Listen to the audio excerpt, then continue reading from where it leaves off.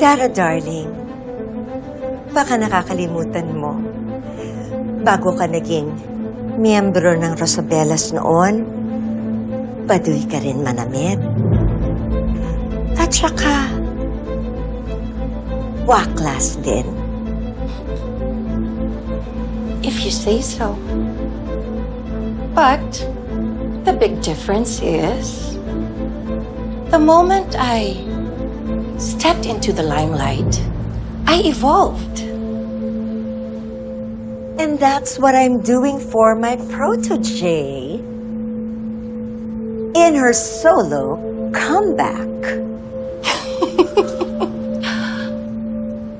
God, Fana, yung sinabi mo sa akin dati na pagmamanage ka ulit ng artist, I really thought it was a career move.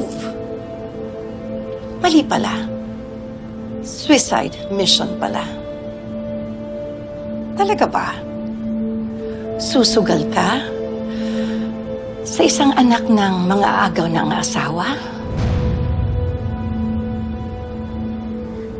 Miss Dara, tigilan niyo na po yung panlalait sa nanay ko. Tara, darling. Ang dami mo namang sinasabi. Let's just see who's still standing when the curtain falls, okay? Oh, I will. Papanoorin ko pang bumagsak ang kortina. Kasama yung protege mo. And you little bastard, huwag ka nang umasa pang makabalik sa industriyang ito. Huwag ho kayo magsalita ng tapos, Miss Dara. Oh yeah? Sa tingin mo, tatanggapin ka ng mga tao? Dream on. Hindi sisikat ang isang anak ng kabet.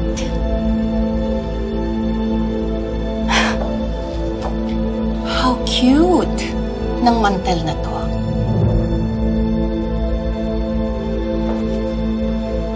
Enjoy your makeover. Not today, darling.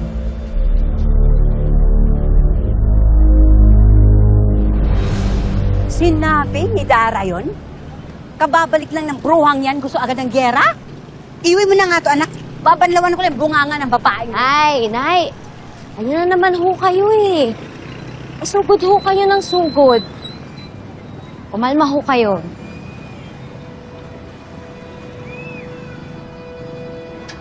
Oh, ano bang gusto mo? Hayaan kong insultuhin ka? Dili pwede, nak. Nay, kung gusto ho talaga nating makagante, hindi ho sa ganitong paraan. Lalaban po tayo sa paraang kaya nating manalo. Sa stage po, dun ko po ilalabas lahat ng galit, lahat ng sakit, at dahilan para hindi sumuko.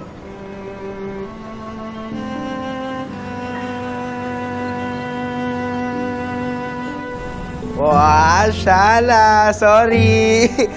Uy, teto na! Ano, ready ka na ba? Wala nang atrasan to. Oo, ready naman. Siyempre, hindi lang naman din mawawala yung kaba, yung pressure. Ay, nako. Espiritu ng kanagahan, lumayas ka dito sa babaeng to, layas! Ay, nako.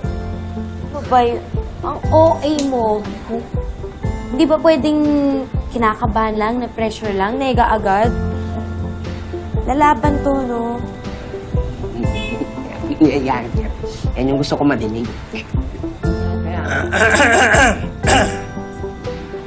Nak, may bisita ka.